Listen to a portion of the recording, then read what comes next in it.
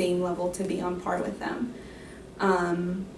And then also, you bring up a valid point, like I was really embarrassed to ask for help. So I think that was a barrier where, like, if I didn't understand something, I didn't go to the professor and say, like, hey, can you help me with this?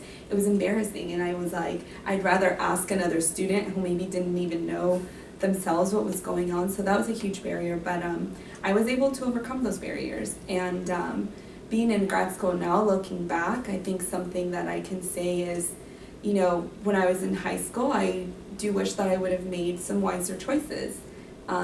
I think that the people that you hang out with really influence you, although it might seem like you're your own person and you can, you know, you have control over your own destiny, you do, but a lot of the people that you associate with influence you in a positive or a negative way. So I think that that was one of the good things that I did going into college, and just, you know, hanging out with people who encouraged me to do even better and to continue to move forward always.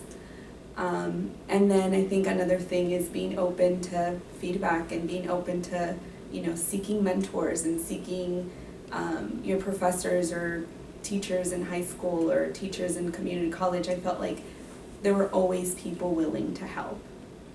Very nice. So it seems like both of you had a lot of challenges to overcome. Was it worth it? Yes. Yeah, it was very worth it.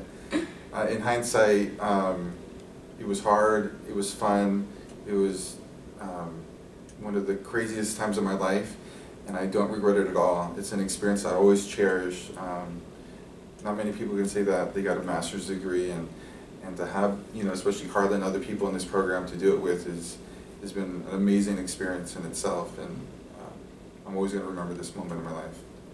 Yeah, I think I do it all over again, just exactly the same, with all the mistakes, the barriers, everything. I feel like I had so many different jobs that it really helped me be an ethical, professional person. Like, I learned that what employers don't like, what employers like. So I feel like, although it sucked because a lot of my friends were like on vacation during spring break and I was overtiming and, like, you know, making sure I made money, I would do it over again, because I feel like it really shaped me who I am now. Like, it really helped me become the person that I wanted to be.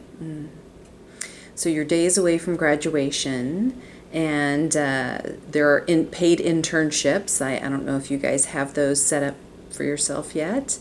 You'll start making money, but you still have 3,000 hours to collect before licensure, and you can hang out a shingle on your own. So what do you see for yourself in the next 3 to 5 years?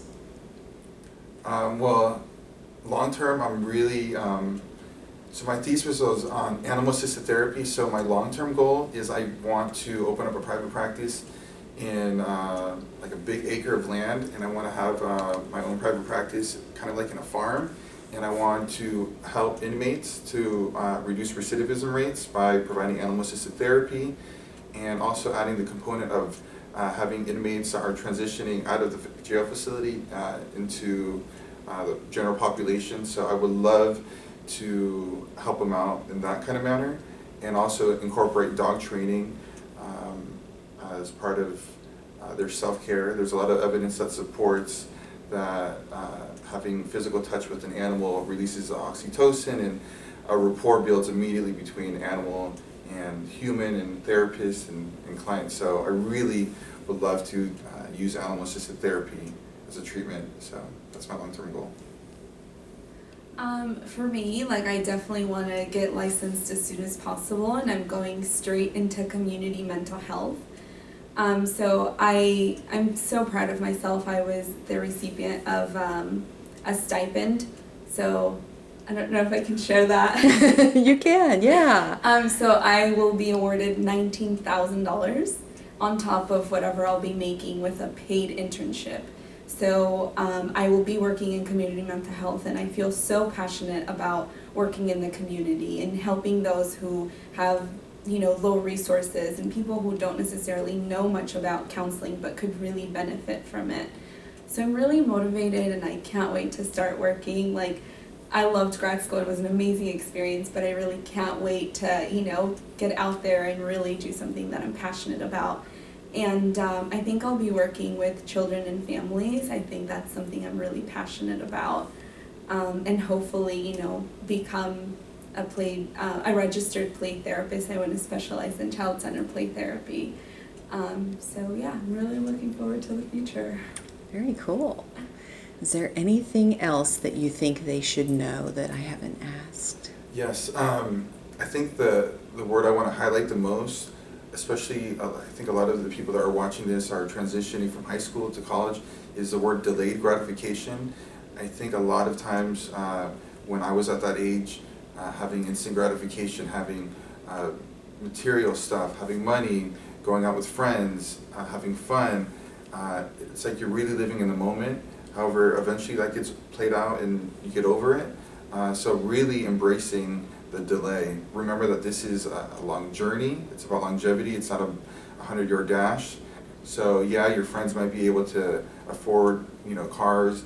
However, you are seeking this for a long term. So when you are seeking higher education, remember that you might not have all these things. However, be the turtle. Don't be the rabbit. Take your time, enjoy the process, and that's what's going to build your character, and then you're going to have an amazing career once you look back. Mm-hmm. Yeah, just to echo off of that, I want to add that having a master's degree increases your overall life income. So while your friends might be making a lot more money at 20, at 40, you'll be doing much, much better and doing much easier work. Right. Yeah, and working smarter versus working harder is going to help out. So. Yeah. Carla? I think 2 things for me. One is, like you said, taking your time. It took me a lot longer than other people my age to finish college because of, some of the barriers that I mentioned. I didn't graduate college in 4 years. I went to community college and then I transferred to a 4-year. And then even after finishing my bachelor's, I took time off and I wanted to work and make some money, and then eventually I went back to grad school. So I think allowing yourself to, if community college takes you 3 years and then you're at a university for another 2, then so be it. If that's the goal, that you have set for yourself, work towards it. Because as they say, forward is forward. So as long as you're moving towards that goal, you're fine. And I think the other thing was,